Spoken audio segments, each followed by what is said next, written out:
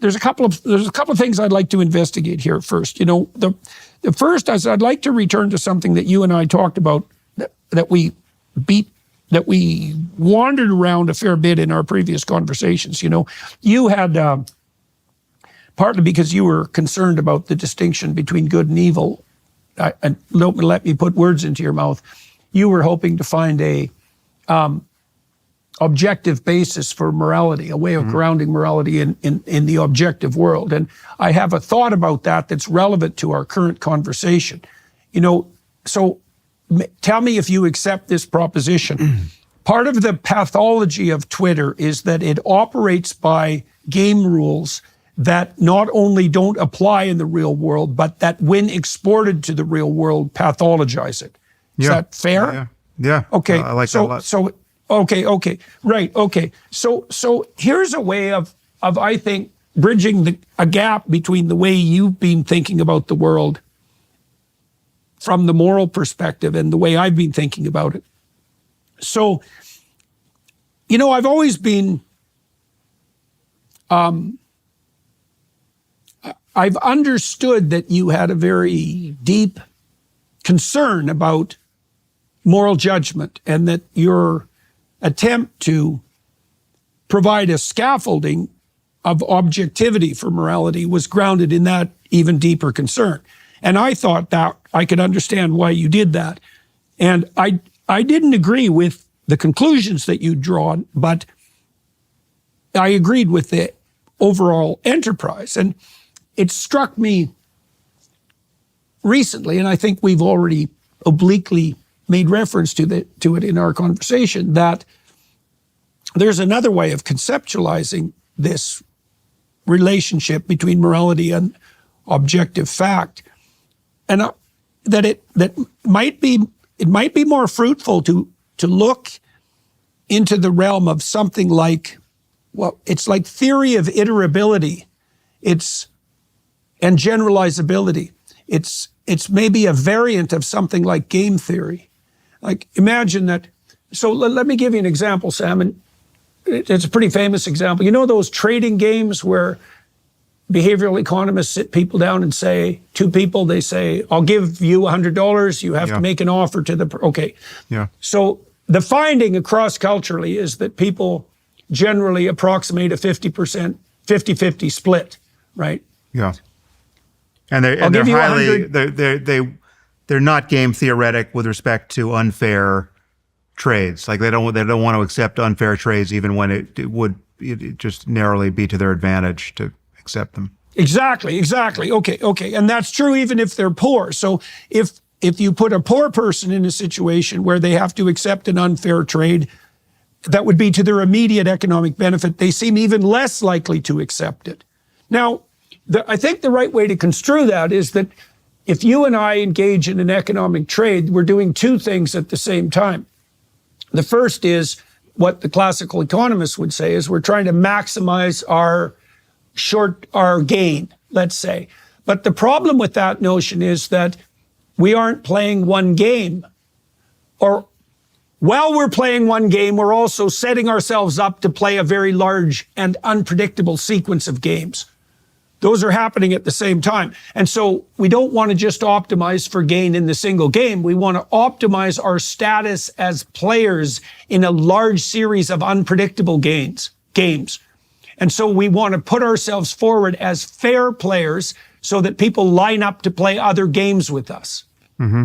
Okay, so then imagine that the hallmark of morality is something like generalizable iterability across contexts, right? Because this would allow for, and so you could think about a truly moral system is the most playable game, and an immoral system augurs in. And when we've seen, we're talking about this to some degree with regard to X, because our proposition is that fundamentally, because it's optimizing for short-term attention grip, and it benefits the psychopaths and the short-term gain accruers, the parasites, and perhaps the predators, that it's fundamentally a non-playable game, and that if it's consequences generalize outside the world of X, that it pathologizes the environment. And the reason for that is it's not optimally iterable. And so the pattern of morality that would be grounded in the objective world isn't in the world of objective fact.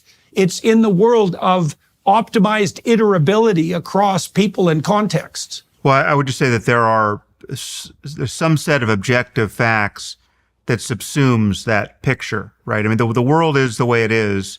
The social world of social primates such as ourselves is the way it is. It admits of certain possibilities, and certain other things are impossible given the kinds of minds we have. Our minds could change in all kinds of ways. They could change by being integrated with technology. They could change by, genetically being manipulated at some point in the future.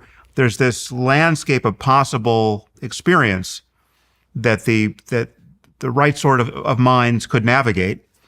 And we're someplace on that landscape, and we're trying to find our way. And so I view morality as at bottom, a navigation problem, right? And it's got this iterative quality that you describe.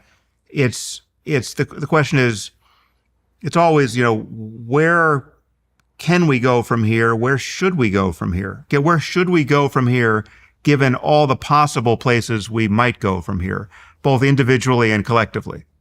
Okay, well, the reason that I got obsessed with stories to begin with, Sam, was because I realized 30 years ago that a story was a description of a navigation strategy.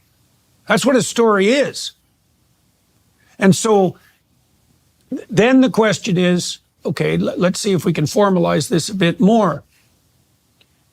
The story has to, let's say an optimized story has to iterate and improve. So for example, if you construe your marriage properly, it exists stably, but that's not as good as it could get. It could exist stably and improve as it iterates. And then you can imagine that there's a small world of games that are playable in the actual natural and social world that improve as they iterate. And those games, pointers to that game, those games are moral pointers. And I think that that's what the core of the religious enterprise dives into and elaborates upon.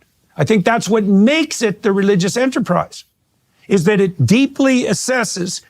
So, if imagine this, imagine that your proposition, the proposition you laid out is accurate, is that the fundamental concern is navigation. How do we get from point A to point B?